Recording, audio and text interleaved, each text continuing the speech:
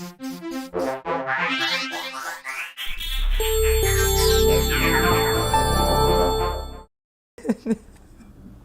cheers. Nothing. I had nothing. Welcome to the come up. Thank you for coming. Pleasure to be here, Katia. Yes, yes. Redwood Empire whiskey. I'm interested. Actually, I saw this bottle and I definitely thought of you. Do you want me to read the quote to you? Please. The power of imagination makes us infinite. I feel like that's very fitting for you and your come up and creative journey. You know what that makes me think? What? The power of imagination makes you infinite, yes? Yes. Yeah. The problem with the power of imagination is that often you're acknowledged for it in the infinite, not in the here In the and moment. now. Yeah. That is true. That's like the story of creatives, right? Most of them. Yeah. It is. You know, Moby Dick, like I this. believe, wasn't published, in writing until some couple centuries after Melville died. And now every kid in high school, like, in order to graduate, kind of has it as part of their reading list. But Van Gogh, too, was completely broke. and these guys, these They go artists, insane. these artists never got anybody to be like, "Hey, good job," Hey, buddy. or unless they're watching from above somewhere. But like, wouldn't it be nice if you could be, kind of have that stuff happen before you die? Yeah. So that someone doesn't. One day I'll kick the bucket and someone will like go through my bookshelf and be like, "Oh, wow, look at that script. I kind of like this now that he's dead. When he was alive, not so much. I didn't like it at all. Now I love it." See, I think it's a control thing, especially when it comes to Hollywood. I think it's the control thing of like, hey, you have this creative power, so I have to take something away from you because I'm the one that makes it, or I'm the one that They say like the people who can't do teach, right? Right. And then and it's kind of and so that's kind of like in the scholastic cliche world. It's a cliche in the scholastic world, but in Hollywood, it's like those that can't create, wear cheap suits and like, but they're not cheap. Work like at the top of as execs, right, and just style their office so that there's 70 scripts on their desk that they're never going to get to, and make a living out of saying no, because I agree with you, it probably is a lot to do with power. They can't do it themselves. Right. So they, like, for some reason, the fact that they can't do it themselves, they get the power to make the decisions of what works, and like, that's insane. Oftentimes they're not the most intelligent, or they're not the most creative, qualified for the job, right? But they've bullied or strong-armed or jerked their way to the top, and now they are in control of all the decision makings. They say big brain, small mouth, small brain, big mouth, but it's the people with the big mouths that end up warranting all the attention. And they get in that position, and people listen to them, and the ones that should, creatives are not, but usually the ones that should be making decisions for the good of people are the ones that are like second guessing themselves, because they're smart enough to realize that, like, hey, I can't just go shooting my mouth off. Whereas you get these Hollywood agent elite that are just like, hey, what's up? My word is the scripture, Yeah. And then it's just kind of like, but that's how life is in general. Working in like digital marketing and other kinds of like business settings, it's very similar. It's actually in this book, the amount of CEOs in this country, this is a Simon Sinek quote, that have that are bona fide sociopaths, is around 20%. So 20% of CEOs in this country qualify as sociopaths. Now there is another population in America that is as high, that 20% of its populations are sociopaths. It's prison. So stop it. That's just okay. So this is like the perfect representation of Eric Cardona work, because everything that you write and or direct or script, you always have like a deep research element to it, right? Thank you for You're saying welcome. that. But it's true. It's very true. Like there's always like, I don't think most creatives take the research side, or maybe they do.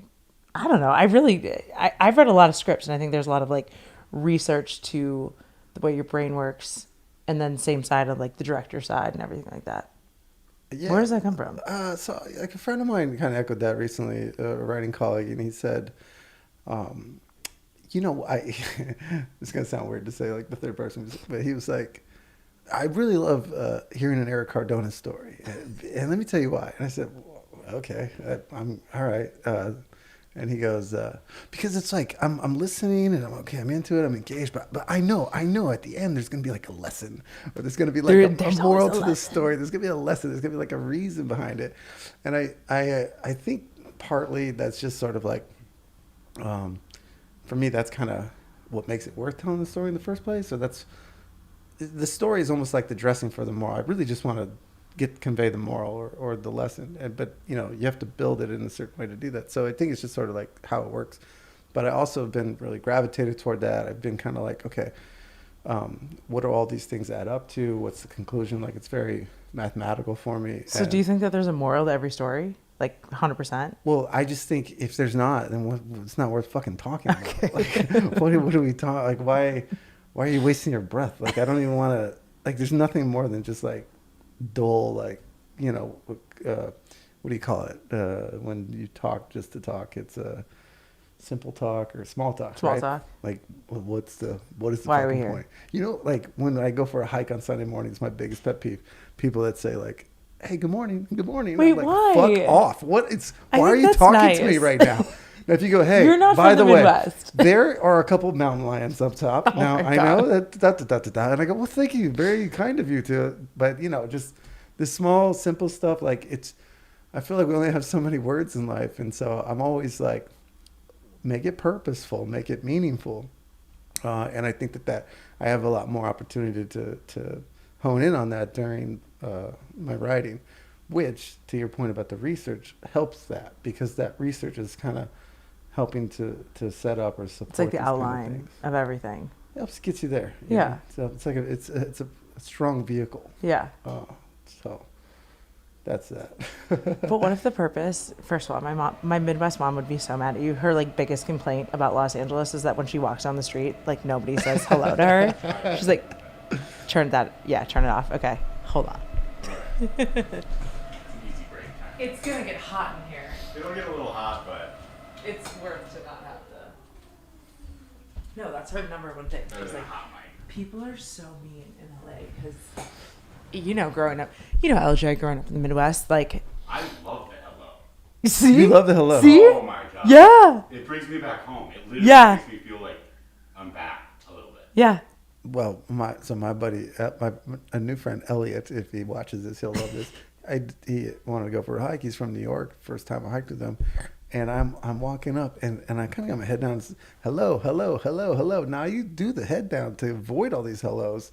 But this time, I'm just seeing all these hellos, and I turned to him, and I'm like, why is everybody saying hello? And he's behind me, and he's doing this to everybody. I was like, what are you doing? Don't attract them. But what if the purpose of those words is to make someone stay and say, like, hey, I see you as a human.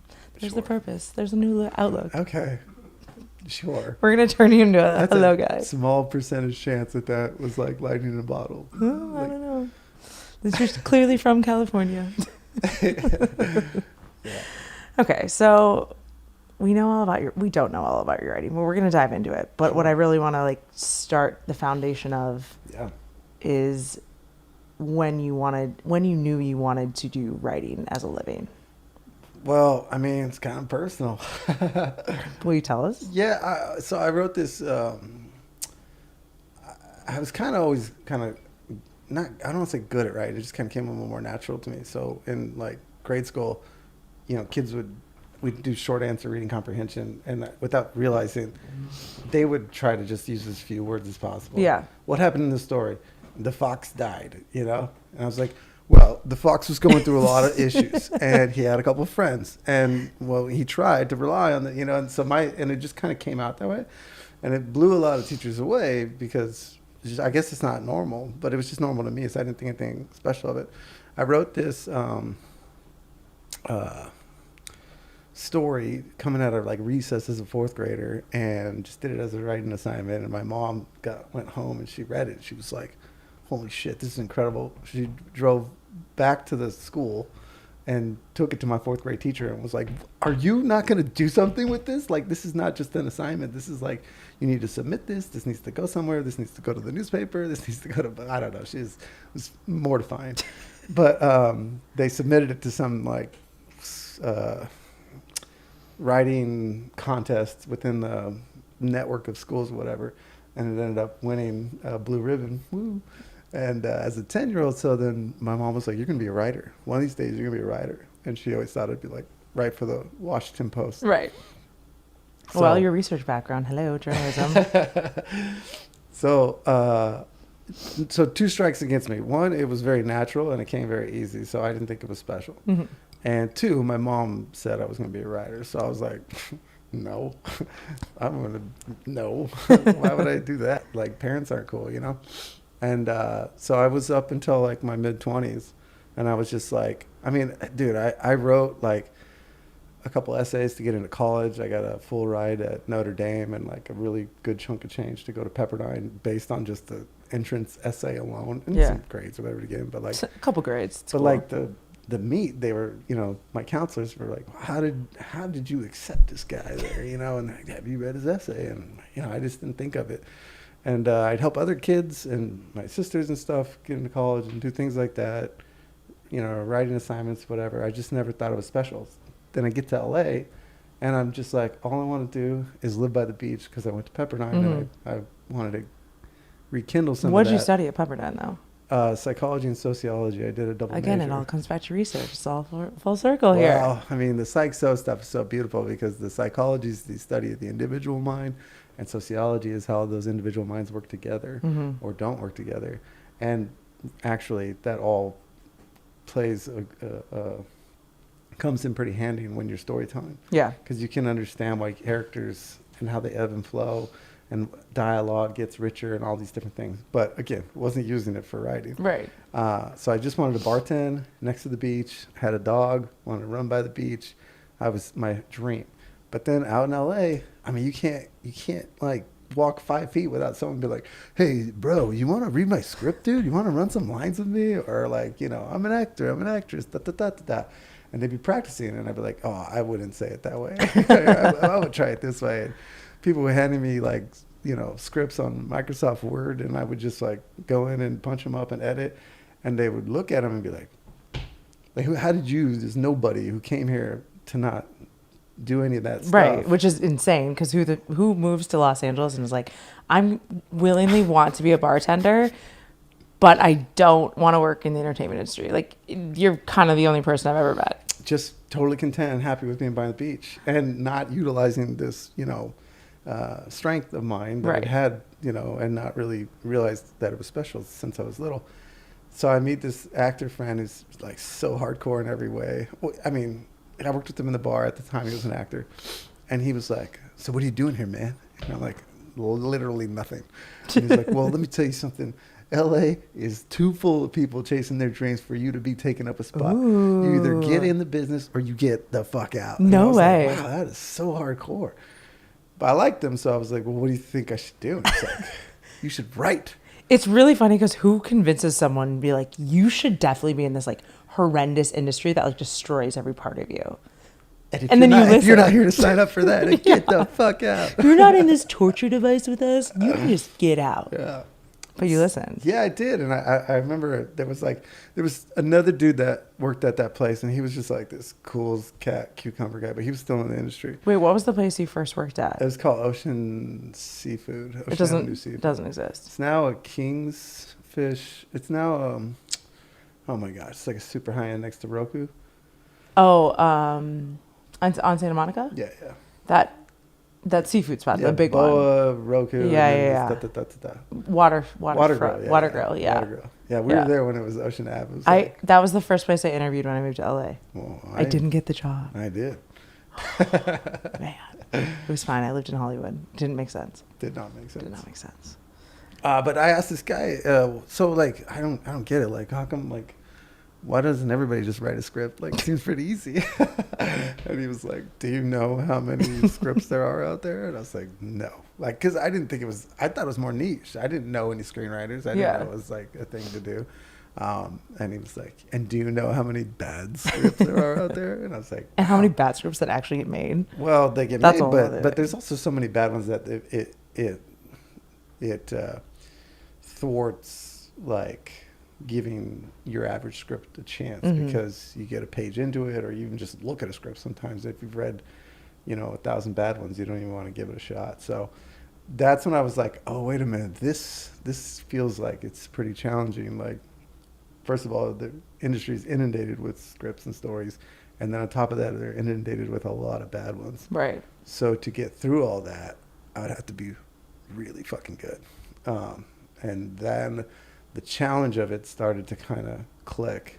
And I think I came to a point in my life where I realized that if you're good at something, no, I shouldn't say that because I don't know if I'm good. So, you just never know. You're always chasing that. But if something comes more natural to you than it does the average person, which I've come to find writing is something that is like that. Mm-hmm. Some people can't even write a Christmas card. They hate it. It's like not natural to them. And so if something comes natural to you, I think we grow up watching all these like heroic movies, and we think of these like heroes that had to go through all this adversity. And it's only if something is so impossible and so difficult to accomplish that it's actually special or worthwhile. So if you're just able to come straight up and write, you're like, well, that's not a superpower. That's just walking down the street. I need to do something that like is so impossible for me. So I should learn how to play the guitar left-handed. And you're like, no, you idiot. That's not your superpower. Your superpower is the stuff that comes naturally. Wait, but that's so interesting. Lean into that. Because that is, again, like the control thing on the creative side of like, in theory, it should be like lean into that. But there's like a torture element to the industry where they're like, no, you must suffer for this. Well, and I think that people have a hard time figuring out what they're good at. And sometimes you have people that are spinning your wheels in different directions. And, either they're not honest with you, or maybe they're too honest with you. Mm-hmm. You have potential at something, but maybe you don't get good enough at it. Because there's a lot of actors out there that are not good. And they don't know that that's not their superpower. But imagine if you just shifted it just a little bit and you were like, okay, you're going to write, or you're going to direct, or you're going to produce, you're going to do something in the world. But how do you go from this guy kind of like busting your balls about not living in LA and not being in the industry to actually on your days off when you're not on the beach chilling with your dog, wanting to like sit down and create work for yourself? I guess it started with the first script. I wanted to see if I could do it. What was it? It was called... This is so fun. Say names. Yeah. I've known you for like 5 years, and there's so much I don't know. So this is so fun. Yeah. I mean, sure. That's... well, we did a short film. We wrote a short film called Black, Red, Yellow. And I had gone... overseas for a summer. Was it for a girl? This is like the theme on the Come Up with Katia. There's always like, I went somewhere for a long travel for a woman. No, it was for CBS. But oh God. Are we not going to talk about that? Yeah, it was a stint. Yeah. It was okay. Fun. But I came back. You can feel free to Google CBS Erik Cardona to know what we're talking about. Yeah. We'll leave it at that. Sure. Okay. So we came back, and I came back, and that guy was like so intense. He was like, yeah, you're either in or you're out. He goes, dude, I wrote a first draft of a short film. It's called Black, Red, Yellow. And I read it, and I was like, wow, this is like really exciting. But like, it was cut and paste together, napkins, kind of all this, whatever. And I was like, would it be okay if I... And he's like, oh, fucking rewrite every word, dude. I do not care. I just want to be in it. I want to direct it. I want to like whatever. I think we should make this thing. And so I got a taste for it, and we wrote it together, then produced it on a shoestring budget, and then we shot it over the course of 3 days, and it didn't suck, and it was pretty fun. It was pretty cool. It was like 19 minutes, and we went to like the LA Action Film Festival or something. We made it to a couple of film festivals, smaller ones, but the LA Action one, they were like, stick around, you should stick around for the banquet. We're like, oh, why would we do that? Well, there was an award, Best Dialogue. And No way. I won Best Dialogue Oh my Award God. on the first try. How did you guys even know at that point how to submit to various festivals? Oh, this or guy I was anything working like with that? was a He machine. knew. Yeah, he was a Okay. machine. He was like, here's a list of everything, blah, blah, blah, blah, blah. Like, we started like kind of like a team, almost like, I guess, a production company, but it was just sort of us working together on projects. And then if we ever got anything greenlit, maybe it could have been something, but we had a couple business cards and, you know, an email address and stuff like that. Just cold calling. Yeah. And hoping that, you know, some work out there like this short film would like kind of kick things off. And it did a little bit. It was good for my confidence. And then, you know, but then I was like, can you do it on 100 pages? So a director friend of ours was like, you need to write about the bar world. Because every night I come in and I see you and Andrew behind the bar, and it is the best show on earth. It's like the former Vanderpump Rules, but it wasn't. Right. Yeah. Before that was cool. And I remember again, like getting hung up. I'm like, yeah, but it's not special. It's just like, Well, wait. I Why go were to you work guys and cool it's just, behind yeah, the bar, I guess, though? wow, we're just pretty good at it, I guess. I think, you know, he was an amazing tactician. He was like Mozart behind the bar. And now he's CEO of one of the biggest bar companies across the country. Is this? Yeah. Got it. So the guy has like some sort of magic in his blood, but it translated itself kind of however he wanted to wave his wand. You know what I mean? If he was going to lock into, you know, music, or he was going to lock into stories, like it just sort of, he had that ability. So at the time, that's what we were kind of channeling. But when we were behind the bar, yeah, it was like, if you're going to be here, like, enjoy it, be personal. A lot of the themes that come up in the book are like how to really connect and be human to human. And so Sure. in a time where people were looking down on bartenders, I guess you'd come in and watch us work and see us have a good time, throw back a few drinks, laughs, this, that, They whatever. had a good time. Remember somebody's name, you know, pick up their tab once in a while, or do some things like that. And just like, there's a different way to bartend. It doesn't have to, and then from your side, it doesn't have to be like, oh, I hate this shit job and every day sucks, and you know, I'm just gonna like try to make enough to pay for parking and start over tomorrow. That's like what happened to me, like long term in the industry, which is why I knew I had to not go out. Because as you touched on in the book, like if you're an asshole, you ruin everyone else's day too. Yeah. Like 100%. Yeah. You're not just like affecting yourself; you're affecting everyone, and then you're a dick. So there's, you know, the whiskey boom was kind of happening Yep. as well too, and cocktails are kind of coming back around 2005, 2010, right around that area. And so I think people were genuinely interested, and they were telling me, you gotta write about the bar, and because I hadn't written anything other than that short film. Gotta write about the bar world. I was like, it's not that interesting, and they're like, that's your problem. It's funny because that was also kind of like the Bourdain era of the same thing, where, you know, when he wrote Kitchen Confidential, he was like, what do you mean you want to hear about like this motley crew of people in the kitchen who make no sense, but somehow like put out the best food in America that make people's lives. He's like, this is nasty. Like, it's disgusting. It's the same type of thing. There's like, if you don't do it, there's an intrigue. I totally. And anytime you can get, and this is something I've learned since, but anytime you can put an audience member or reader or someone into the shoes of a place that they don't know. Okay, remember, they go to the bar, they don't know what happens on the inside the bar. Yeah. I mean, if anybody's watching The Bear right now, it's like just blowing up because people are like, oh my God, they talk like that? And it's normal for anybody that's been on that side. But, Right. But there's, but it's the same like feeling you get when you watch like Top Gun and you're like, oh my God, Navy pilots. It's like, oh my God, bartenders. And the only block is the person that's actually doing it. Sure. So I told this director, it's not that interesting. We're just making drinks. We're not saving the world. It's not like there's a asteroid coming to Earth and going to blow up the bar. Like, I don't know how to write this story. And he looked at me, and I used that example because that's exactly what I told him. And he looked at me and said, Eric, remember this for the rest of your career. Drama is only as important as it is to the people involved in the situation. So there may not be an asteroid coming down to crash into the bar, but if it feels like that to the bartenders, then it'll be a great story. And I was like, holy shit. So I started doing some research, and that's when I really started taking the natural skill set and then applying it with research and study, and not just specific research, but like overall story research. So you start reading Robert McKee, and Blake Snyder. I like Larry. I'm blanking on his last name, but he's one of my favorite guys. Sid Field. Start really getting into it, and of course Joseph Campbell. And I'm watching this interview with Joseph Campbell. He's at Skywalker Ranch or some shit. I'm like, how the fuck did he get there? Oh, it turns out like he was the main consultant on the story or the script for Star Wars. And you're like, oh, Star Wars is a pretty popular movie. That movie's been around for the test of time. Yeah. And, it turns out Lucas really didn't have much of a script, and it was just like this bad, special effects and some lasers up in space. But he consulted with Joseph Campbell. Joseph Campbell was like, let's bring in this Luke Skywalker. He's going to be an orphan, okay? Then they're going to rescue him. He's going to go to a whole new world, right? Act 2 is going to start. And he's going to be a wanderer. He's going to be like, what the fuck is going on? What's the Force? Blah, blah, blah. And then he's going to go and be an attacker and start, we can do this.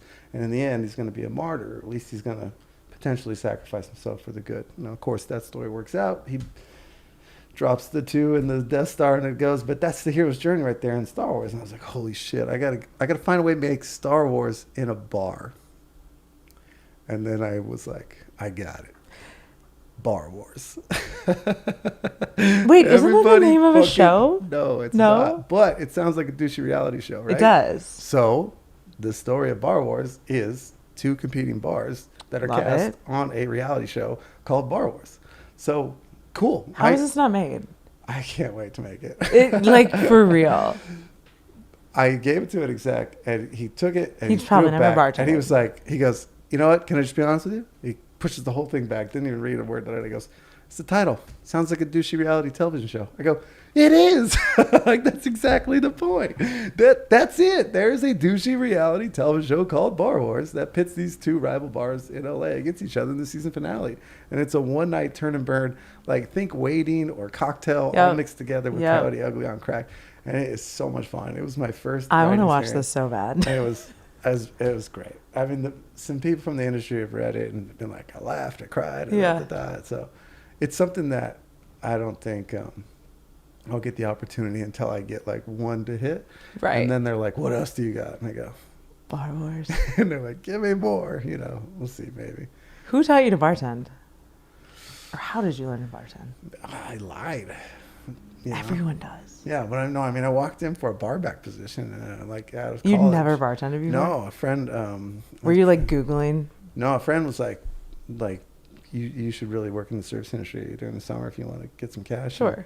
And, you should be a barback. Just go in and try to apply for a barback. So of course I went to the one spot that I thought had like the hottest girls. Like I was like, I'll barback there. It was like kind of known in my like hometown. That was like the spot. Oh, and, it wasn't. Your first job wasn't at Watergirl, no. What? No, that was like my first job in LA. But this is kind of like I just kind of college. I came back for like summer, trying to like figure out how to make some money so I could move out, and plan my next move. And then I guess like either that day or the next day, the day before, the bartender had gotten fired, and I had said something like, yeah, I'd been behind a bar and poured some beers. And they're like, wait, you're a bartender? And I was like, I didn't say that, but you got really excited. And I was like, sure. So now I am. How hard could it be? And they're like, oh my God, let me call Tom, blah, blah, blah. And then they're like, hey, this guy's got bartending experience. We totally need a bartender. Would you be able to start Monday? And I was like, awesome. How fast can I get through flashcards to figure out all these cocktails? Was it like a fancy cocktail bar too? Oh, yeah. It was called really? PTL. It was like, what a beautiful place to start and learn, and it was very family. Did you crash and burn? Yes, no, because I was really studying hard because I really wanted to pull it off. Half of it was like, this would be cool. It's a good job, good money. All of a sudden I'm like instantly zero to like the dude, right? Because you're like one of like 3 bartenders, right? So I like the challenge aspect of it. And I also want to see if I could pull it off. Because it's like a little bit like a con, Totally. And so that was kind of fun. But, we'd be doing drink lists. And he'd be like, oh, we're making the, I don't know, like the, whatever, the El Diablo, Martel something, whatever, right? Some cocktail. Let me going through it. And he'd be like, oh, and get all the ingredients. That's it. I was like, oh, I got everything. Can you have me the Grand Marnier? He's like, the what? Oh, shit. It's like, the Grand Marnier. Grand Marnier. He's like, you mean Grand Marnier, right? I was like, yeah, you say I was it. testing you. It took a couple of those, and that guy was like, you are not a bartender, but he wasn't the owner, so it didn't. And he was like, I like you, so you're cool. I'm not going to make it around. He's like, I kind of respect your game, but that was like a little nerve wracking. Turns out bartending is difficult. It is difficult. It's hard. I worked at a bar in LA once, and the guy clearly had lied. And I didn't enjoy him, so like this didn't happen. But someone ordered old fashioned, and he poured them a Jack and Coke. And you're like, okay, I guess that could be an old fashioned. Well, yeah, could be an old-fashioned. That's the other thing is if they ordered, off menu, you're like, Yeah. yeah. And then, but the cool thing is, I used to do this when I was really in a pinch. What do you have to drink? What sounds good? I'm like, what color do you like? And like, they think I'm just masterful, like, Mixologist. Yeah. that I'm gonna like fit split, but really I got like a couple of like core things, and I know colors make everything. Totally. So What were they? Pink martini or green martini. I'd make something like a key lime martini, or I'd make like a chocolate martini, or I'd make like How do you make a key Cosmo. lime martini? God, dude, this is so many years ago. I don't even know. Yeah. I'm sure there was like a key lime. You just made it up Smirnoff. right Yeah, now. no, Yeah. I'm pretty sure there was like a key lime Smirnoff and like a scoop of ice cream or something. I don't Ew. know. But yeah, it's green and it tastes. And tastes nasty, and they'll order 7 of them and like There you go. not order dinner because they're full from that. But there is sort of like a little bit of like a lining there, like it didn't really matter what was in the glass. It mattered like your connection with them, Right. Giving them like, some safe space for their day, and, engaging with them and having fun with them and getting their money's worth, and, just making them feel special. Like, You just summed up the whole book, but everyone should read it anyways. yeah. Yeah, And yeah. so like working at that place, Pizzioli, with Tom, who was my intro, and I got to learn a lot. Like, there's more to this than just slinging drinks. Right. And he was this Italian dude who was like, listen, I got 2 rules, okay? You show up on time, and you don't fuck any of my staff. You got it? Which is hilarious because if you know anything about the service industry, everyone is sleeping with everybody. Well, yeah. So like, but I guess if it's family owned, like really don't fuck my Show staff. up on time, and don't fuck anybody on my staff. I was like, Jesus, this guy is so hardcore. I love that. Wait, what was his name? His name was Tom. Tom. Yeah, Tom DeGrazia. Love that guy. He was so cool, and he was so cool to me. With helping me kind of learn and Not firing you for not knowing what you were actually doing. I did some stupid shit. I was learning, and I think he saw maybe a little more good potential than bad or something, and it was very. It was cool to have run into like an authority figure that wasn't there to just hammer you down. Right. It was there to sort of like support you, bring you down to build you up. You know Yeah. what I mean? Like, he definitely, yeah. I mean, like, if you fucked up, he got you, but in more of a nurturing way, And so that was good. But lessons that you learn from that, and then meeting that guy Andrew over at Ocean Avenue, and kind of just understanding at the same time, like, if you have something that you're naturally good at, it's probably a strength, not something to just take for granted with writing. Also, the stuff you were doing behind the bar, and it wasn't for me the mixing, it was the connecting, right? Right. And also, by the way, where else do you find a good story than in a bar? Well, I should say it's like the ultimate character development is characters at a bar. Such good bedfellows. And banter and just everything. There's I said, and I wrote Pouring with Heart, and we talk about people go to a bar and they're more honest with their bartender, even if it's not their main bartender, even if it's just a bartender. It's almost better if it's a random bartender than like their bartender. They'll tell them more than they tell their spouse. Yeah. They'll tell them more than they tell their best friends, than their priest, than their, Why is that though?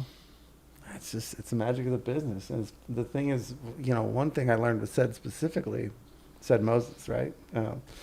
The original CEO of 213 and Pouring with Heart. Mm-hmm. And one thing that I learned from him was that, kind of the history of it, and how bars have kind of been really deeply rooted in the fabric of our society and societies, like, in general. Yeah. So, like, when we're building the Roman Empire, like, we need sanitation, and we need churches, and where the fuck are we going to drink? And they're like, okay, we'll all drink here.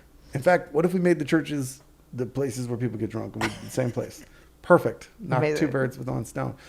And when America was winning their independence, George Washington was going, I love this story. from bar to Tell bar the to story. bar to be like, guys, hey, I know this is where my people are, and I'm going to, stand up on a table and cheers, and we're going to be united, and I'm going to tell you the information that you're not getting, because the communication and technology and whatnot. And when they tell the story about Paul Revere when you're a kid, like, Paul Revere was just like, oh, the British are coming.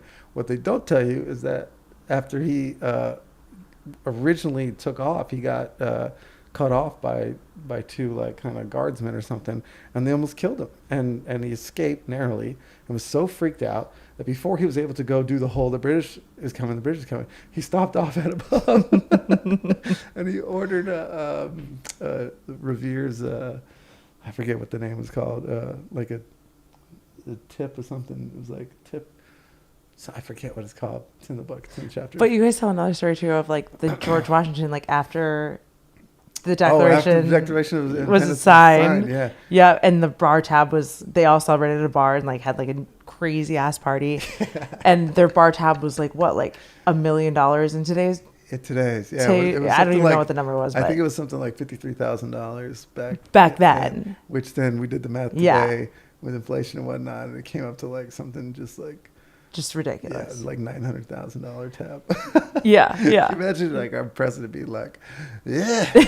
That's like the first order of business at the White House is, like, to pay off the $900,000 tab. Pay off the $900,000 tab. That makes sense. That's very telling of our society. But at the same time too, like, specifically, honestly, like, the whiskey business too, but the bar industry and mixology and cocktails are, like, the one true thing that, like, America has as their foundation. Like, that's, like, American of creating cocktails. Of course there's cocktails all over, but that's really something that, like, we as Americans, like, hang our hat on, is that art form in a way. Yeah, we're good it's at really it. Interesting. And it's evolved, as sort of technology is involved, but like basic rudimentary technology, like when we're able to transport things, right? So, like, we're going back to, like, covered wagons and stuff and the development of the wheel. And, like, okay, so you could distribute like booze across, state lines or across counties or whatever. No, actually, before that, you use the wheel and the covered wagon to transport ice. So now they didn't have freezers. You know what I mean? So now this giant stagecoach covered wagon is just one giant block of ice. And you're bringing it in, and the world's rejoicing because they're like, "Holy shit! Ice. That gasoline on the shelf over there, that's, like, just, got all kinds of, like, gross flavors and turpentine-esque kind of, like, consistency. We could put ice in there, and then maybe some juice, and then maybe make a cocktail? Yeah. Are you fucking kidding me? We could have, like, 12 of those, Well, and It's today, like, how many times do you go to a bar and if you drink specific spirits, specifically like a whiskey, and you're like, they have really good ice, or, like, their ice is really clear, or they, like, stamp their ice. Like, people remember that, and it's insane. Like, even today, I was like, sorry, my ice is shitty. Like, I just have, like, ice from a bag, and I'm like, Eric, sorry, my ice is shitty. Well, okay, so you make a good point. Ice is such a game changer, and it definitely stands out. I appreciate bars that can, show a little love and respect to the ice and how important it is. They say, like, a cocktail shouldn't have more than, like, 3 ingredients or something like that. And it's usually ice is one of a lot of times people don't think about it as an ingredient. Yeah. So, an old fashioned, sugar, water, spirits, and when you're going down the list, bitters, but when you're saying water, you're talking about the ice. the Yeah. ice is there, and it's meant to temperature control, but it's Shape also it. meant to, right? It's meant to balance Yeah. the alcohol as it kind of melts, so that it's also like really cool that it's not just meant for just in the moment when you first sip. Like it's meant, the ice has got this like beautiful poetry to it because it's still working. Like nothing else is really working in the glass. You're not even working. You're just holding the glass and having a conversation. But in the 20 minutes that it takes for you to drink that cocktail, that ice is still working. It's arguably the most alive part of it, and most people, True. it's the last thing that they think about when they think of it being an ingredient. Yeah. I mean, they should think about it more. Some ice melts faster. It does. Why? Well, Oh, shitty ice. Shitty ice melts faster. I mean, you were like, it'll be neat in 5 minutes anyways. Which kind of is. cheers to that. Cheers to But that. the second part of that is that's okay because this Redwood Empire is pretty good. What do you look for in a whiskey? I think like it's cliche, but it's not cliche. I don't know if people say it, but it feels like cliche. It's the company that you're with, and so maybe Redwood's tasting good because I'm enjoying the company that we're Because we're on the having with- come up with Yeah, Katia. because we're on the come up with Katia. Whiskey tastes better on the come up. Redwood Empire. But it is very true. I think most of the time you think about the drinks that you like as the liquor you like or the liquor you don't like, and it's often associated with a positive and negative. That's true. Because everyone's got that college story of 99 bananas, and I don't know, maybe at 32 years old, how old am I? 32. I might like 99 bananas, but I will never have it again because I was 18. It was a dark situation. But you know what? If you make me a cocktail with 99 bananas, I might like it today. But maybe you're celebrating your birthday or something, and you're out and they put together something nice for you, and you're like, God, never thought I liked whiskey, but I had this old fashioned at $7,000 and blew me away, and now I love it. Okay, so I don't want to jump around too much, but I really want to get to your relationship with Sed and how you wound up at $7,000, and again, not to fall forward into the development of one of the coolest bars to ever exist in Bar Jackalope. Oh yeah. Yes. Yeah, that was exciting. So I got a call from Sed about a year into the pandemic, and he had said that he'd been working on a book. No, but how'd you start it? Oh, how did it start? How'd you start back there? The development of Bar Jackalope is fascinating to me. Yeah. Yeah. Itchy go, itchy. A. Which means? One chance, one encounter. It's a Japanese philosophy that means we only have this moment right now. This moment will never be repeated. So get the most out of it, enjoy it, respect it. It will never happen again. Not in the same way. We might be back on this couch again, but we will not have the same conversation. True. Something will be different. And so when you're being of service, when you're pouring with heart, just know that every single person that walks in your bar, you never get to do that again. Yeah. So make the most out of it. And that's a good lesson, I believe, to a lot of bartenders that are like, oh, fuck this job. I hate this job. Oh, my God, the bell rang. That means the door opened. That means another person's coming in. Oh, my God, I hate this shift. How long until it's over? Why did they seat that person at 10:45? All that stuff. It's like, yeah, That person tipped me actually $0, blah, blah, blah. Yeah, I hear you. sucks. I hear you. But just know that you have an opportunity every time you interact with somebody at the bar. And this coming from the guy who does not want you to say hello to me if you see me on a hike. Right, seriously. What? But if, Erik is not of service to anyone if he's not on the clock. But when you're in that spot and someone walks in, they come to your bar, they sit down at your bar stool, and you have the opportunity to make their night. Make them a cocktail, but more than that, make their night. So I started working at $7,000 via Andrew, who had left Ocean and gone to a whiskey bar in downtown. Yeah. Bar backed his way up, got the job as GM, called me the next day. Was like, brother, I need you to come in and do me a solid. Da da da. He was kind of like, he was clearly the right person for the job, and said, and GM at the time, or AGM, I guess whoever's between the GM and said AGM. District manager? No. somebody. It was like someone in the kind of Like beyond general manager. Yeah, I think he so. oversaw like multiple yeah, things. yeah. I Okay, think cool, so. cool. And I could be misremembering, but anyways, somebody hired him. Was Yeah. like, you're the guy. But part of him being the guy was that he had to do some things like his way. He had to sort of like He had to form staff. Yeah, we had to form staff. We had to reshape a culture and an Sure. identity. And Andrew's very much a point with heart guy. He understood and appreciated the service aspect of it and the connection, but he also had this savant level of like, ability to make drinks and respect these things and know all the distilleries were and what were, where they're from and all the different bottles on the shelves. And if you've ever been to 7 Grand, it's like takes a 10-foot ladder. One of to the get best through them all. bars in LA, by the way. Awesome. Like And it's still great. going strong. Yeah. So he had a lot of these skill sets, but I think like don't sleep on him. And I knew this about him just from meeting him. Don't think From that he's Bar just a Wars. whiskey nerd. Don't think that he's just a showman. Don't think that he's just like a cheerleader behind the bar. All these different little check marks. He's all of them. Mm-hmm. And if you sleep on him, you might think, well, oh, good. So he gets it. Like I get it. It's like, no, he gets it like everyone gets it. Like he's looking at this from a macro perspective. So he needed to sort of shape the culture a little bit. And I think that he wanted some people that he could trust, like anybody would when, doing something like Right. that. So, Especially if you're like have a hospitality focus, you have to know that like when you're not there, your crew's not like putting on a absolutely I'd love to when you're in there and not when you walk out the door. And then you get the Yelp review. You're like, Eric was a dick.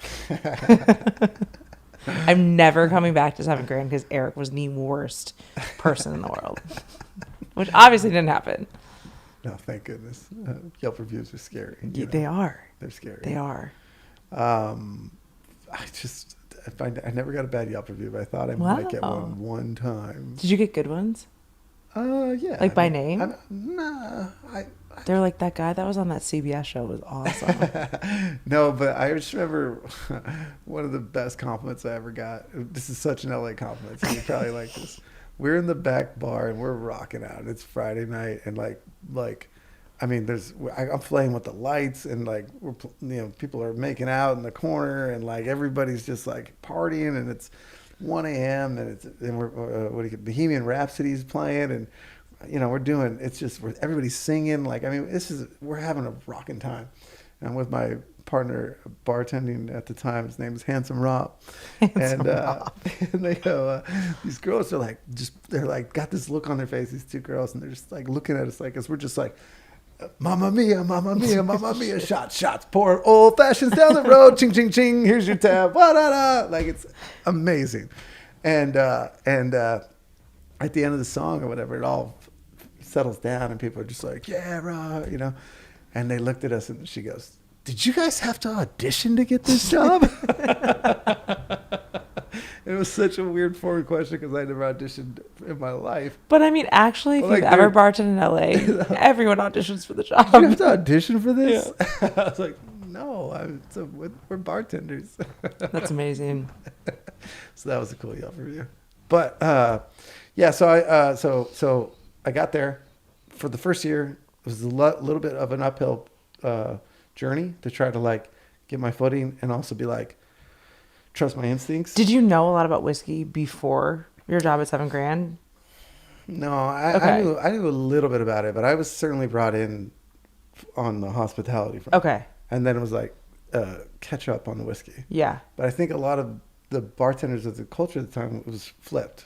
I mean, service Sure. has always been excellent, but there was a much more emphasis on the whiskey and whatnot. And I think that we could have benefited the bar if we were a little bit more balanced. Well, because if you don't know whiskey too, it can be really intimidating. Yeah. So you don't need some like encyclopedia of like, well, this is blah, blah, blah, blah. I don't even know. But especially if you're trying to like bring in a new culture of whiskey and beyond like a Jameson, which is a great, fine, whatever. But if you want to bring someone to like a label that you don't know and be like, hey, you'd actually really like this because of X, Y, and Z, you have to talk to someone that way. You can't be like, well, technically the barrels were formulated from these trees that were found in a Kentucky like abandoned warehouse, and the entire brand is whatever. You're You get what I'm saying? You're 1,000% right. But that involves reading the room. That Right. involves like knowing whether that person had a great day, had a bad day, whether Sure. it's raining outside, whether they're on a Sometimes first people just date, want Jameson shots. whether they're on and a they need last it. date. You know what I mean? Like, are they on a first date, a last date? What's going on? Like, you got to read this stuff. And like, imagine you're just like, oh, dude, fucking, my dog ran away. I had to leave my car at work because there's a flat. I'm going to miss my deadline. My girlfriend literally breaking up with me tonight. And you're like, well, how about that Kentucky bourbon? And someone's just like going on and on and on and reading you an encyclopedia. And they're a nice person and they're trying to be like, fuck off, dude. Yeah, right. So, but again, some bartenders think that that's what you're supposed to do to be a good bartender. So it's not their fault. They're really trying hard. Mm-hmm. But imagine if you just took some of that energy, put that in your pocket, listened a little bit, eye contact, be receptive, and just, if they want to go down that road, go down the road. Right. Because it's so much cooler when you're like, wow, how do you know all this stuff? I didn't expect that because you weren't shoving it down my throat. And then when I asked you a question, you gave me a very intelligent, articulate answer, and now I want to know more. Right. Or I'm like, cool, and then we're done, and you left me alone. That's even cooler. Right. I'll be back. Which is exactly, and I really want to dive into how this created, but I will say before we get into it, that is exactly what Bar Jackalope is. Yeah. Is if you want to shoot the shit with the whiskey master, whatever you guys call them, like if you want to shoot the shit with them and learn every single ounce of that brand that you're going to drink or potentially drinking, they will tell it to you. Or if you're just like, I want to spend like X, Y, and Z and I want to get kind of buzzy and I want to feel this way, they're like, got you, see you later, bye. It's funny you say that right now because during this interview, I've actively been like holding back on some whiskey nerd. Wait, don't give us all the whiskey just because nerd. I'm like trying to balance the conversation. Okay. And I'm almost like, it's funny because like talking to you right now and sipping this whiskey, this is almost like a conversation we would have at Bar Jackalope. 100%. And I think that is what's so very special about Bar Jackalope is it's on the high end whiskey bars in the world. Mm-hmm. It is up there. In style, ambiance, like authority, like For those who legit. don't know it, Yeah, we got to go back. We got to go back because we have to talk about like exactly what it is. Because I think a lot of people in LA don't know what it is, but most people people don't live in Los Angeles don't know what this is. How did Bar Jackalope become a perfect little whiskey speakeasy within a busy bar of $7 grand? How did the concept come to be? a lot of guts, man, a lot of guts. My GM Andrew Abrahamson, who I've been referring to throughout this. Yeah. I had been at the bar for about a year now, so I was a little bit more comfortable. Yeah. I'd done my thing. His strategy was kind of going in the direction. The bar was getting a lot more balanced, and now it was like, okay, now for phase 2. And Andrew was like, hey, Car, let me talk to you for a minute. You know that back bar that you guys light on fire every weekend? I was like, fuck yeah, dude. Go back to Bohemian Rhapsody. Okay. Yeah. He goes, I love that. It's great. Good for business, good for morale, good for everything. But imagine Monday through Friday. It's the complete opposite. You ever been to Japan? And I was like, this guy's going to drop Japan on me. One thing you know about Japan is like perfectionist. Yes. Right? Like utmost respect and appreciation for, the moment, right? As we were talking about earlier. In Japan, they have these like fantastic whiskey bars that are just like 5-seaters. And when you go to one of them, if 5 people are in the bar, they're at capacity, and that's it. They're done, and they're attentive and they're focused and they're locked in. They don't want 6 people in the bar because that would take away from the attention that they want to provide the service. In LA, they're like, we got 5 seats. That's about 50, right? Yes. Standing room only, the whole thing, right? Perfect vibes. And for all of the great things and fun stuff about $7 grand, it can run a little busy, and a lot of people like that. That's what you go there for. It's energy. What if you could also do the other thing, right? And so, man, we had that back room. We're like, can we soundproof it? I guess we can. Really? Can we throw in some like nice? I never thought about that, but it is. Yeah. Can we throw some Sam Cooke back there? Yeah. Can we get some jazz playing and light some candles? I guess we could. Can we have like 20 seats, like 3 tables and like a couple things in the patio? Sure. Could we smoke cigars? I don't see why not. And all right, let's make this like a really intimate, reserved place. And we struggled with the concept. Not the concept, but we struggled with like attendance. And people like, what is this? I thought we were getting smashed tonight. Where is Bohemian Rhapsody? Where's Bohemian Rhapsody? We don't understand this. And Where did the name come from, though? so $7,000 is got like this classic taxidermy Right. on the walls, and there's some stags on the walls.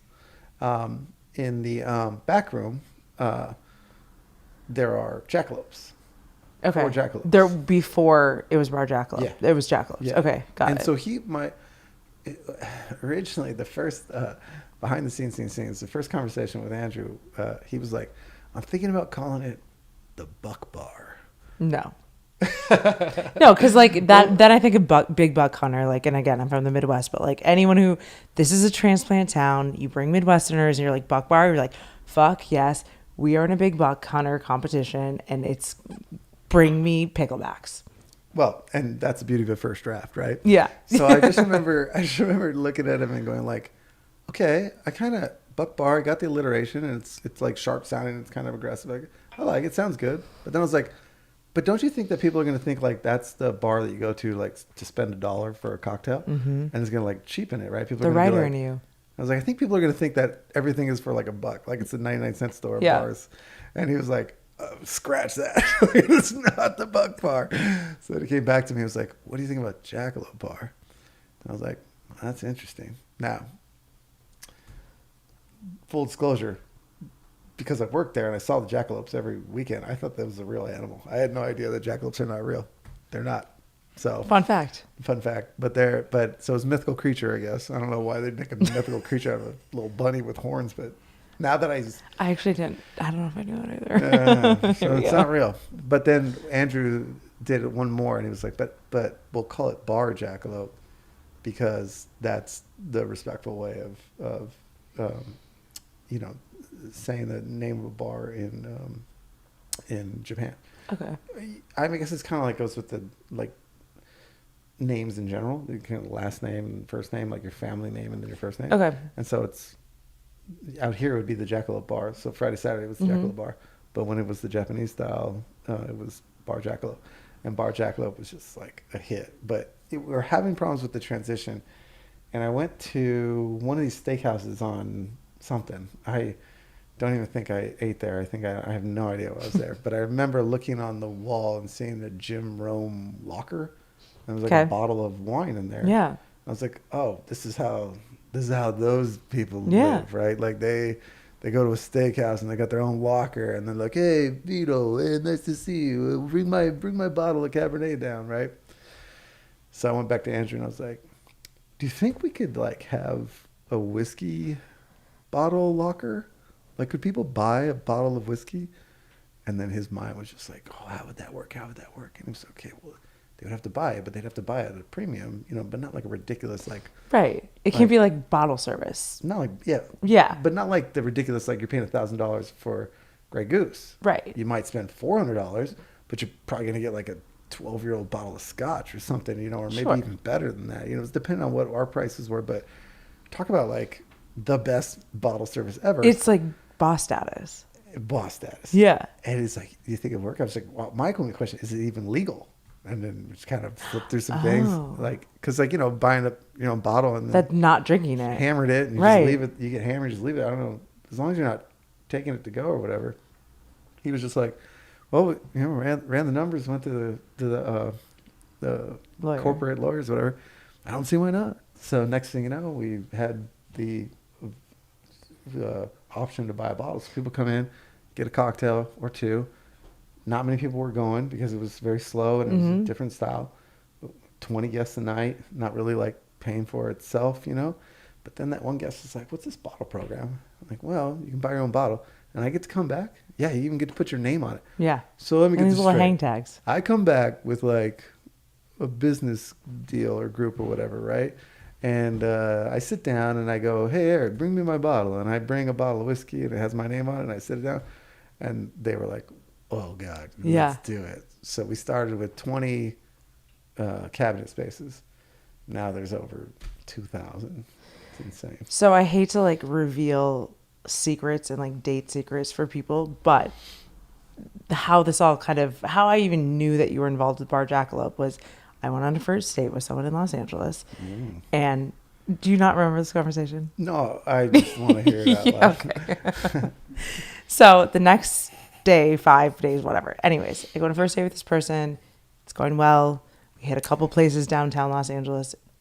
At the end of the night, he's like, hey, do you want to go to this place that I have a bottle at? Like, that's how it was phrased.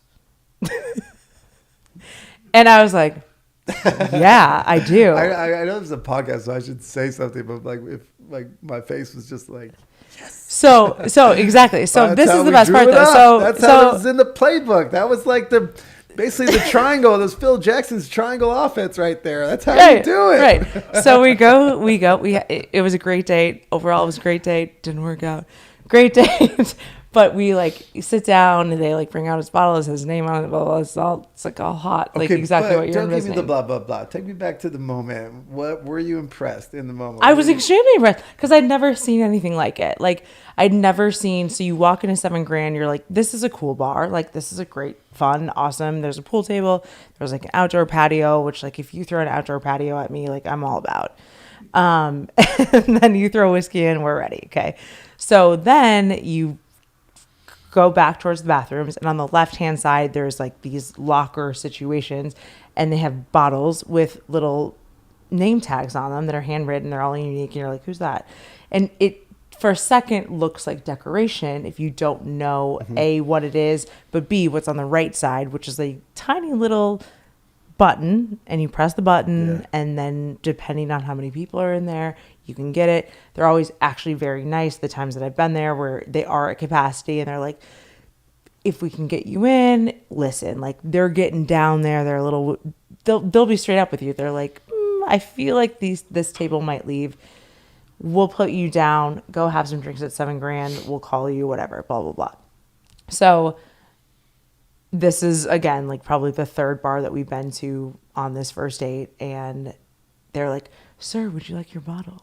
And like, yeah, I would like my bottle. So they bring it out with a name, and it's all impressive. And yeah, great.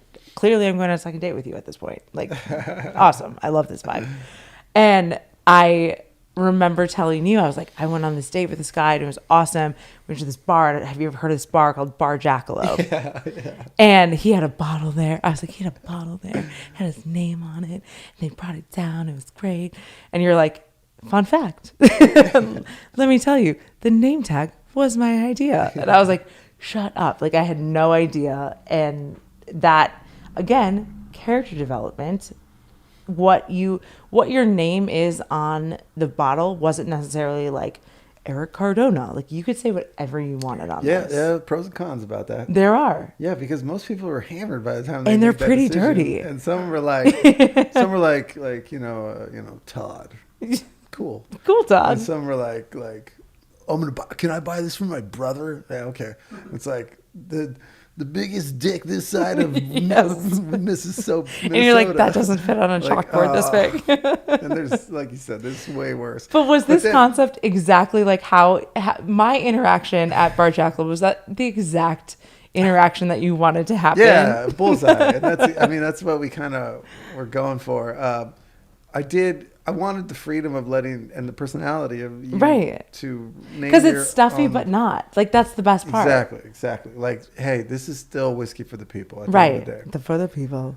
And boy, it feels good when you feel comfortable and you've accomplished the whiskey for the people, but it's also really nice. Yeah. Because you think like, if you're a blue collar kind of person, like, well, that's reserved. The suite is reserved for the suite. But when you're like, no, actually, why don't you come to the suite today? And that's what it felt like. And then 100%. When there were like the high and mighties would come in too, because they, but they would be rubbing elbows, and nobody fed into that ego. Nobody showed up like, oh, I see a higher class of bar people are here. Let us tighten our. No, we were still like, hey, how are you? What do you guys drink tonight? Are you be interested in this, that, whatever? Would you like to hear a story about this? Or this? You know, it's just very like Right. the same conversation. Like everybody was treated equally. And here's another sneaky bar psychology thing. With the low lighting and the music and the intimacy and the atmosphere, you almost couldn't tell people apart.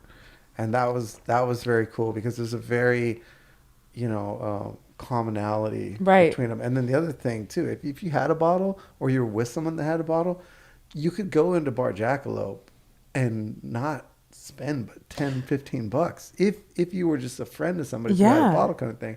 And which, by the way, they already paid for their thing because whoever bought the bottle had already spent the money. But it didn't cost an arm and a leg. Yet the bar started to make good money and just become really popular. And so I was definitely not like a super regular, but like we went back consistently for the most part. And it's funny you say that though, because I never saw anyone that I would think I wouldn't see at any other regular bar, whether that be like never saw celebrities, never saw anyone that I wouldn't think would be at 7 Grand or any other bar.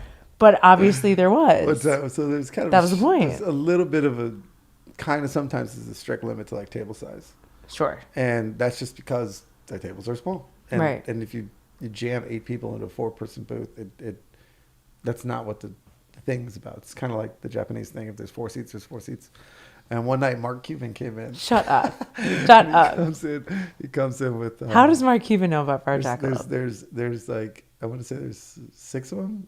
No, there was 7. There was 7 of them. Right. There were 7 of them, including him, and they were like a 6 top or something like that, right?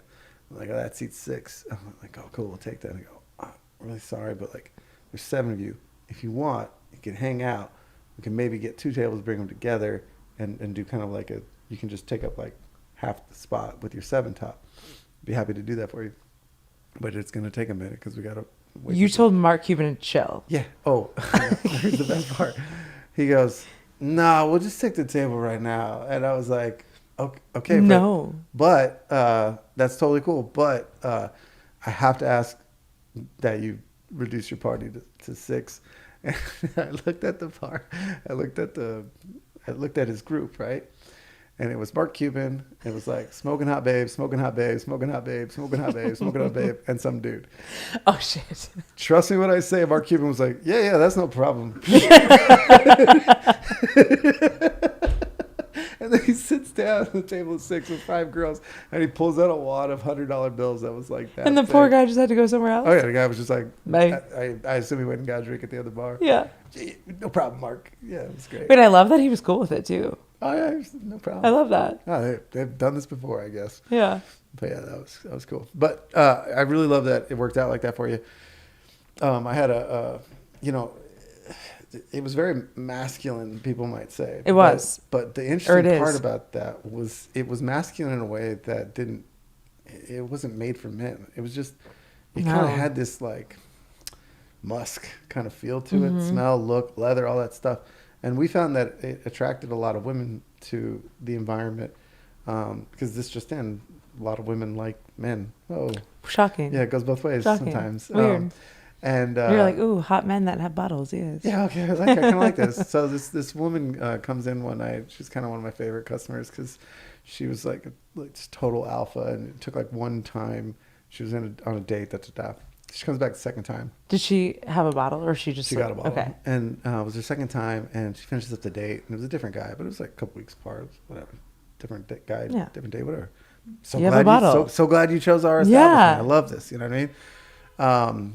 And so the guy goes to the restroom or something like that. She walks over, and she comes up to the bar, and she's like, I wanted to just let you know, I really love this bar. Now, in the next few months, I'm recently single. You're going to see me here over the course of the next few months. And every time I come in, I'm going to be with a different man. And I would appreciate your discretion. Oh, my God. And I was like... Did she do one of these? I love you. Or was it like total? She didn't do the money, but she might as well have. Yeah. And I was like, you are my hero. You're such a baller. And that is why we this is for you. Yeah. You know, yes. Yes. You get a. Wait, did she star. find a You get winner? star. Was there ever two guys the same? No, I mean, Wow. but she tailed But that off says after- more about men. Because hello, how do you not get the second invite? I don't think she was giving second Oh, invites. Is my impression. But we stopped seeing her a couple months after that. So she. so someone did win. Yeah, maybe Someone she won. Yeah. But I just loved that her comfortability and like, you know, she was like, "Thank you for making this place. I love it. I'm gonna bring in a different dude every week. You're not gonna say a goddamn thing." Like actual I was goals. like, I got you. Yeah, Girl. yeah. It's the same way you do, you know. Like, I got you, dude. I got you, girl. You know, Yeah. I got you. That was another thing that was like, so now it was like there was no classism in the bar. There was no like gender, sexism or anything like that. It wasn't built for one or the other. It was just a cool place to hang. And you know, Andrew developed the idea. He brought in me and Pedro Shanahan, like a legendary man of the bar, with Pouring with Heart, and Ced oversaw it. You know, Ced greenlit it because he trusted Andrew, believed in Andrew, believed in the Which is concept. huge, like a trustability to. Yeah. And then Andrew trusts us. So then Yeah. we're like, oh, yeah, we really want to make this work. And, you know, Andrew was the vision. Pedro was the, you know, like the you know, accuracy. Yeah. And I was the hospitality. And all three of those things. I mean, if it's just the three of us with Ced's support or Ced's, like, involvement, so, like, 3 + 1, we could conquer the bar world. Every bar could be a Bar Jackalope. Yeah, maybe that's the 2 whiskeys into the podcast Yeah. bravado. But How much of what you were doing at Bar Jackalope at that time contributed to your writing in those days? well, I will say that there's a story every night. Did you write them down, or was it just like all up Yeah, here? I mean, at one point I was like, fell into this cliche classic Hollywood bar napkin thing. No, you did not. Sure. Do you still have them? Yeah. No They're way. terrible. They're just like, Like what? What do Like- they say? you know, something happens like, girl loses a phone number, finds one on a bar napkin, calls the guy, thinks but it's, you know, Not the right actually, yeah, you know, his doctor or something, and, you know, whatever crazy story I would have heard at the time. And, you know, a lot of times just living the life in general, because you go to a bar, maybe something crazy happens once every 10 times you go to a bar, which could be once a year. Right. For me, you know, I'm doing 4 shifts a week, maybe 5. And so that number potential like goes, you know, sky high. And whether it happens to you or you see it happen to, Or you hear about it Or you because hear they're about telling it. you, like, Oh, yeah. did you This let one me time. tell you about Blah, last blah, blah, night? blah, blah. Yeah. oh my God.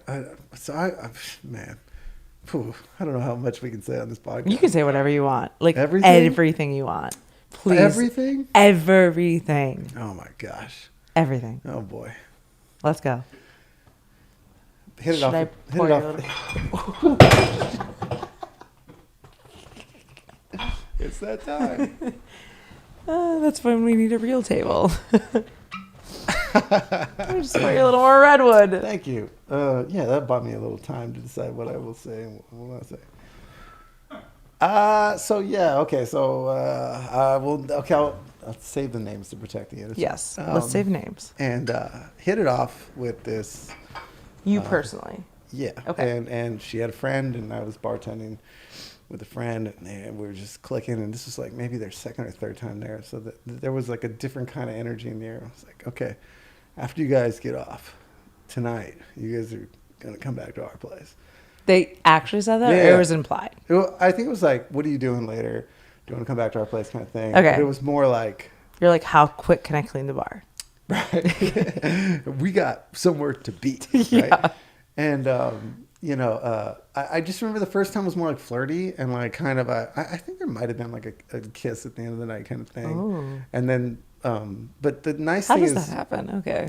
sometimes, okay, this is another thing.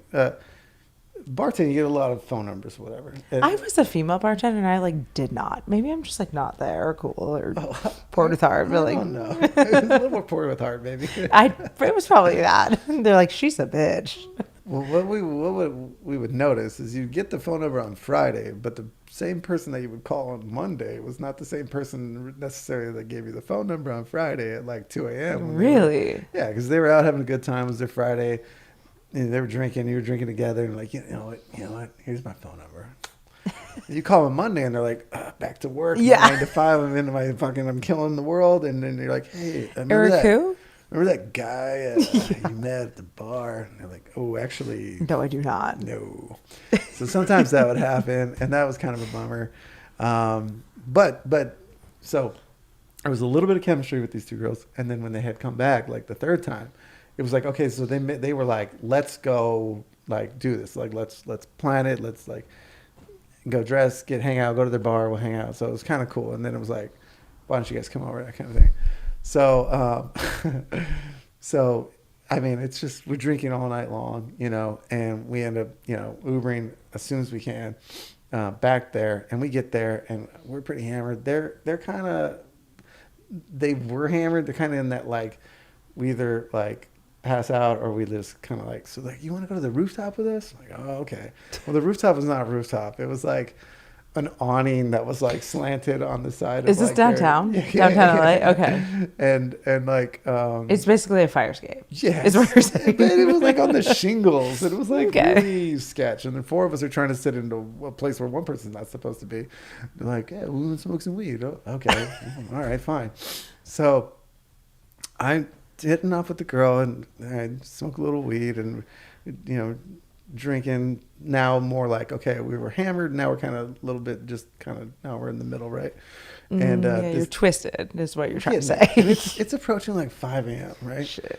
And so the other girl was giving like the most crazy googly eyes to my buddy, and I'm like, wow, she's coming on a little strong. But look, you're good. I promise. He's here. We're here. It's 5 a.m. We're on the rooftop. As long as nobody falls off. You're we're not good. on a rooftop. You're in an Or awning. we're on an awning. You're good. I Yeah. promise. So, you know, the night ends. I go one way. He goes another. You fill in the Sure. blanks. And the next morning, we're getting up and getting ready to leave. And I'm kind of getting out and like say goodbye. And she's like, that's so great. We're hanging out, da-da-da. And then the other one comes over and he leaves. And it's just kind of the 3 of us. And she goes, they were early 20s, okay? Early 20s. How old were you? We were early 20s. I was late 20s. Okay. I was late 20s. He was early 20s. They were probably 24-ish or something like that. This one girl was like, I just always knew my first time was always going to be so special. I looked at, not me, I looked at my buddy, and he was like, oh, I'm sorry, what? Wait, what? I'm sorry, what? Your what? Your first time?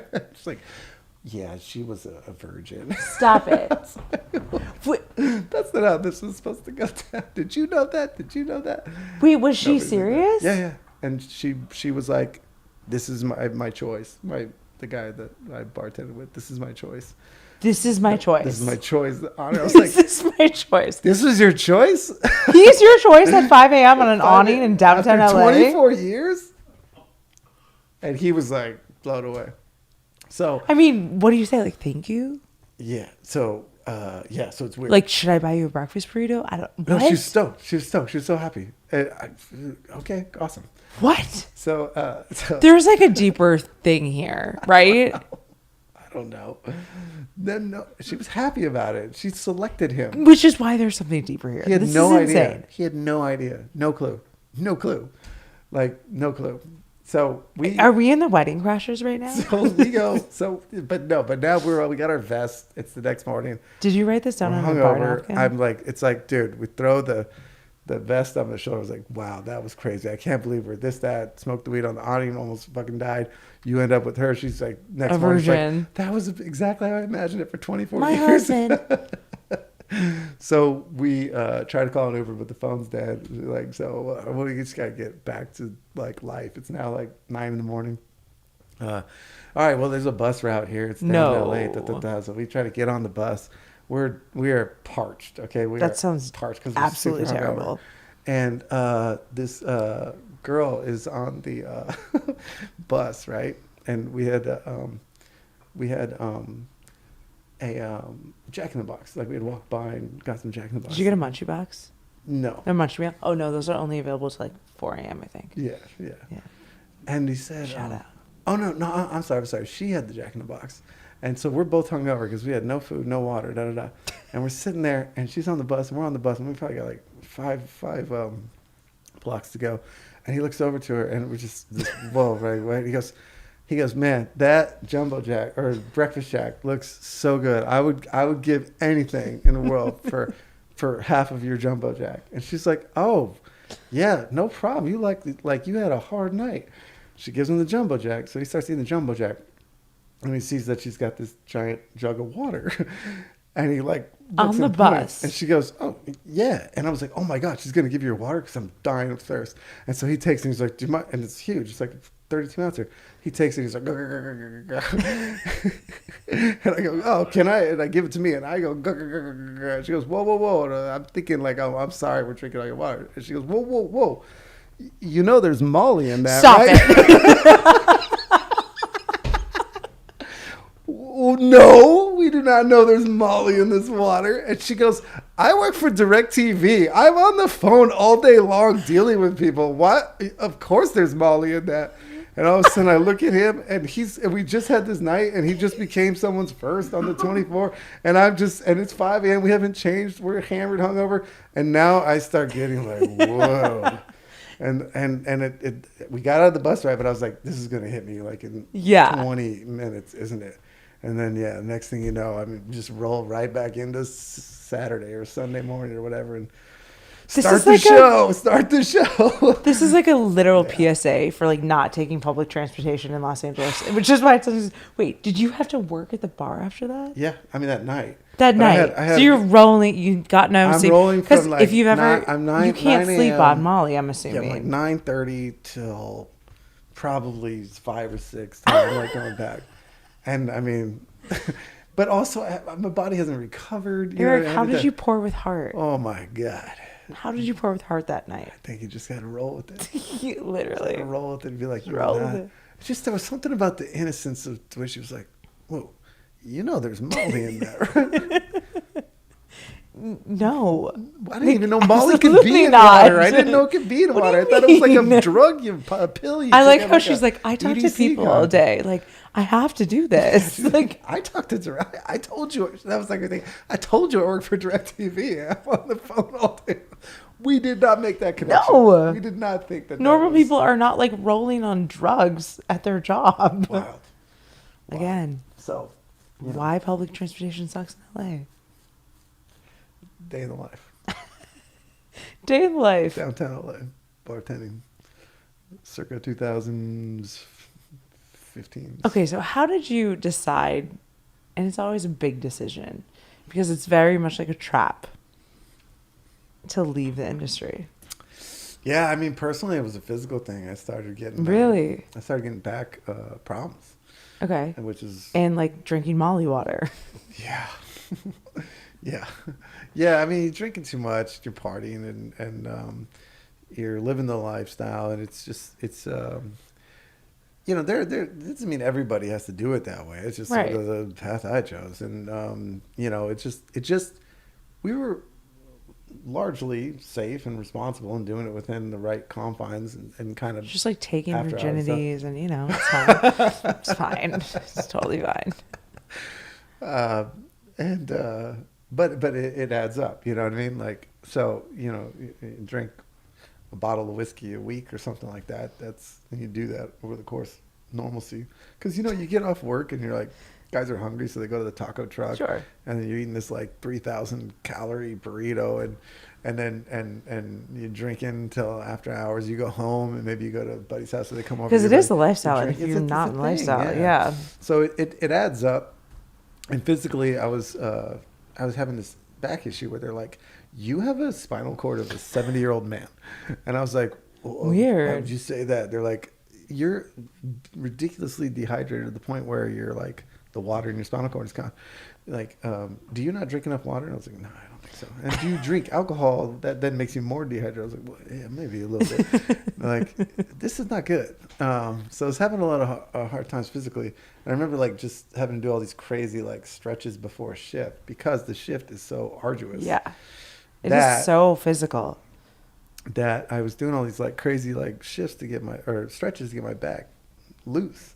And I had this great bar back who was just like this sage. And he was like, your body is trying to tell you something. Sometimes the body will tell you things that the mind is not willing to hear. Really? And I was like, where did this like spirit come from? And he made a lot of sense. And so I was like, okay, I got to listen to my body, and my body is right. And I got to hang it up.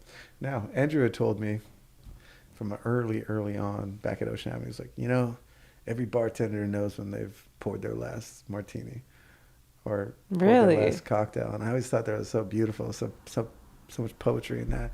And because you're a writer. For me, when that guy had told me, he was like, I think your body's trying to tell you something, and maybe you should listen to it. It just, it was like a switch. And I was like, I think I'm approaching my last... old fashioned. Yeah, I'm approaching my last old fashioned, and so then I left, and I haven't done it since. But just a tremendous amount of love and support and appreciation for the world and what it meant for me, But like, I poured my last, but I went out, choosing top of your game. And I went top of my game, and I'm very proud of it, and it was so fortunate that Sed came reaching out to me several years later to actually be able to go back in and kind of get back on the horse one more time, if even just to write about it. Did you guys get drunk to write the book? No, we got drunk after we wrote. Wait, was your last cocktail, the last drink you poured, was it at Jackalope 7? $7,000, yeah. It was $7,000. It was in the back bar, okay. like on the weekends. It was that. Was it emotional? Or were you just like, whatever? It was everything. It was everything. Because a lot of support, a lot of love. What'd you do with your weekends? Now? Or like immediately. It's like a shocker, right? You're like, I don't understand. What do you mean it's Saturday night? You sleep, first of all. Yeah. You do that. So you catch up on a lot of sleep. And then you actually figure out what a weekend is. But, I got to tell you, there is a different experience going to a bar on a Friday night as a patron versus being the bartender, being the one in charge, being the one issuing the drinks, issuing the,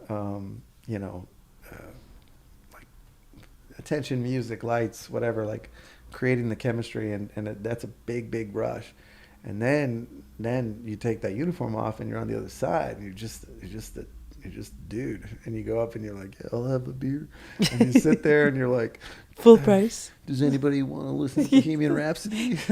I got a great light show.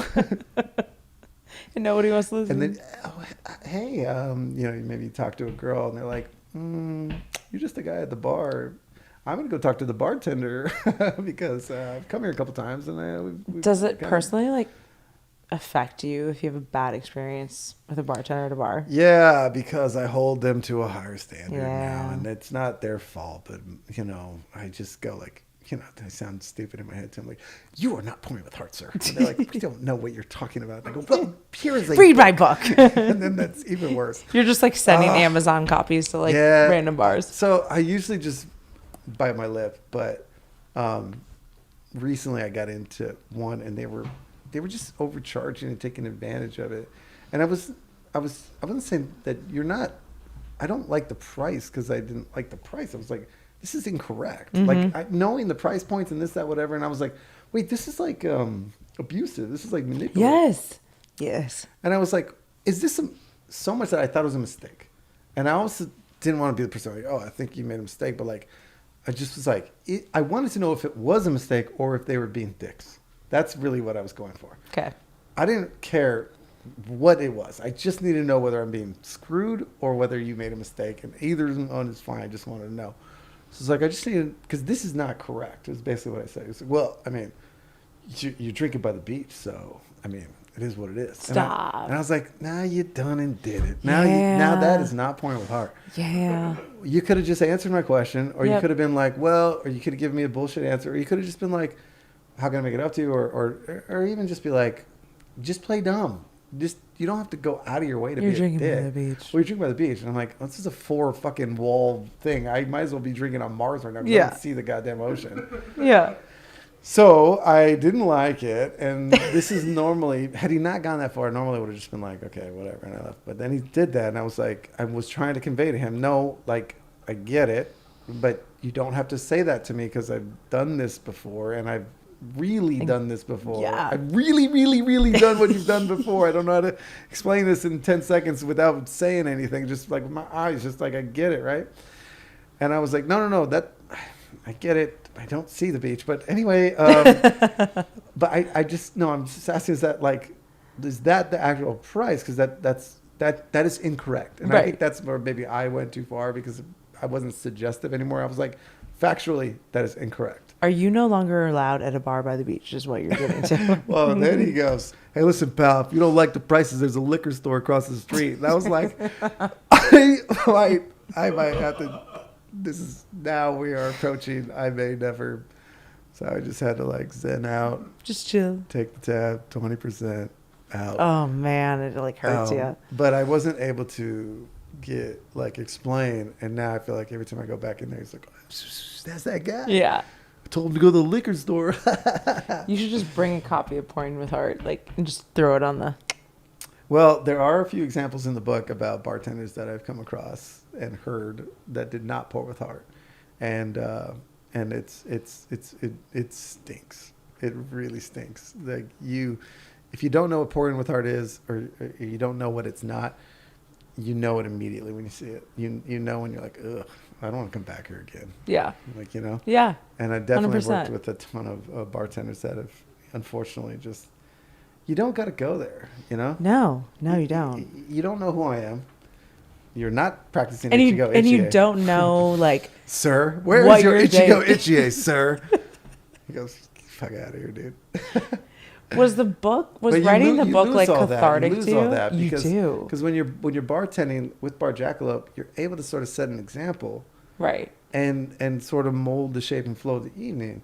When you're just a solo person out, you don't have a lot of power. Yeah. And so whatever's going to be is going to be. And who are you going to be to lecture that bartender or something like that? And, unfortunately, he's not going to change. He's going to keep being like that. So I Was think the that's book the final full circle of the bar industry for you, or is there more to the story? No, I always had a healthy appreciation for the camaraderie. Yeah. Brothers and sisters working together, having each other's backs, calling in favors. My dad had an open heart surgery once where I was like, oh my God, I need 5 shifts covered. Yeah. Immediately, starting in 30 minutes. And I got you. So there was a lot of these loyal bonds that are built, and Which is really hard to find in my experience outside oh yeah, the industry. and it's kind of, they loosely say yeah, you should get in the service industry because if you're an actor or a model and you need Sure. to auditions, it's a very loose schedule. It's yes, on the surface level, but sometimes you have real world. Sometimes shit it's really happen. hard too. And either people way, jump yeah. in, and there's a camaraderie if usually if the bar is running with a good familial vibe, and so people do stick their neck out for you in a way that you just you're gonna call that guy at accounting in your 9-to-5 job and be like, listen, I have some difficult shit I'm going through. Anybody could cover my shift. They're like, nobody covers shifts. We all have a job. We all clock in, we all clock out. Put in your PTO time. Yeah.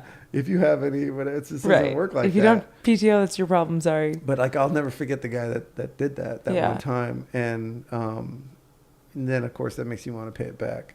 It's that sort of serotonin that is, very prevalent and goes back and forth with bar staffs. And doesn't exist. It's really special. in It a lot doesn't of exist places. anywhere, Yeah. So to be able to go back into that skin and write about those specific things Right. is very rewarding. I also feel like anytime you leave a sport on an injury, you kind of go like, yeah, but I know I went out on my own and I made the choice, but like, could I still sling it? Okay, so in like And every writing script about you it made me write, feel like, oh yeah. is there always a could. bar character? Is there what? Is there always a bar character or bar thing in every? I don't know the answer to That's this. a wonderful question, Katia. This is not the first podcast. No, there's not always a bar character, but there is always what the bar character that I understand stands for. Okay. So there's always either someone that's like a little bit wiser than they should be, or a little bit more like attentive, or a little bit more like Everyone's pouring from heart. kind of in their Yeah. own way, but like in a more personal way, like a family member. There's just somebody that kind of sees it through a different lens, or someone you can talk to with a little bit more confidence. There's a familial structure of like loyalty and camaraderie within certain pockets of the characters that I write, and it's all back to those experiences. That comes from there. Yeah. So you may not see the bar in every Okay. minus Bar Wars. That's pretty. Bar Wars. Yeah. Bar Wars is gonna be Bar epic. Wars, I'm Bar so Wars, excited. Bar I'm Wars. so excited. Especially with the heat that the Bears is doing. Yeah. Maybe people are wanting to get back into that skin. But yeah, if you don't see a bar specifically in a piece of my writing, the feel and like the emotions that you get from a book like this definitely resonate. A lot of heart in bars. Yeah, there are. There's a lot of heart in bars, and I think in my stories, if I can get one thing across, it's showcase a little bit of heart. Yeah. Okay, I want you to give everyone a little lighter, but I want you to give like the 5 must-haves of Los Angeles from Erik Cardona. What kind of list? What kind of? Bars, tacos. Okay. And also, I'm going to preface with this, like, you live on the west side, but I Okay, want you to, okay, like, okay, broaden okay. your horizons a little bit.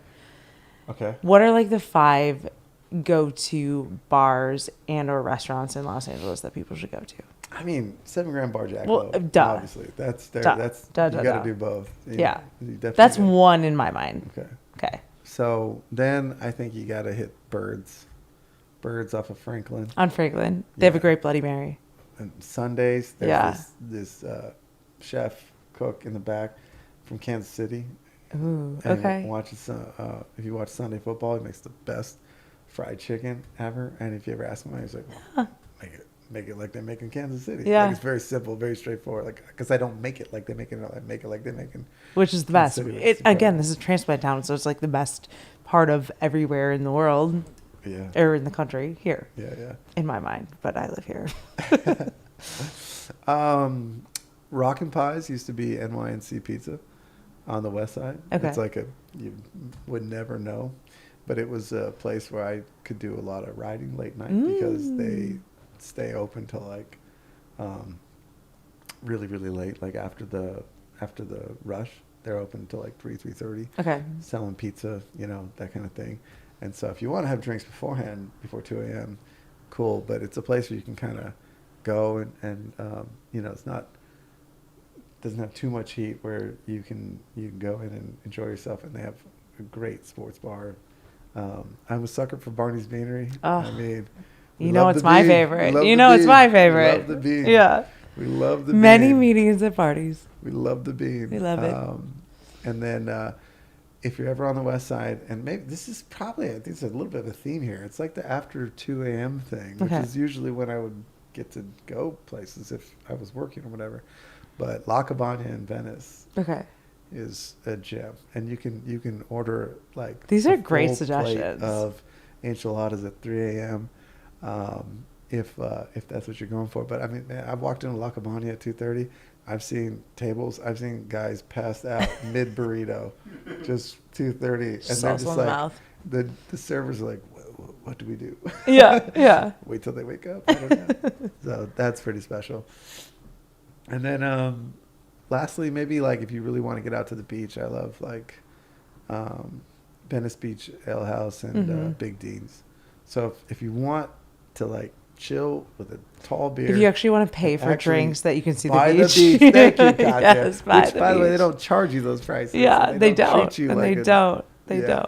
don't. But yeah, Venice Beach Ale House. A lot of people don't know about this, but there's a second floor to it. Okay. So often those seats are like unoccupied and always available because everybody's hanging on the bottom. They don't know that there's stairs. You go up there and you're on the second floor staring at the At the Pacific beach. Ocean, and it's incredible. It can't be beat. And love no matter it. how busy it gets, you always have a great seat. I didn't think I was going to be able to get through 5. I think we did it. You did it. Amazing. Well, Eric, we're going to have you back on the come up with like your next script that's sold. We're going to dive more into Bar Wars? bar. Make it We're going happen. to, once Bar Wars sells, Make it happen. you know I'll make it happen. Because now I'm like super invested in this project. Thank you for having me. Thank That was you. a lot of fun. Yeah.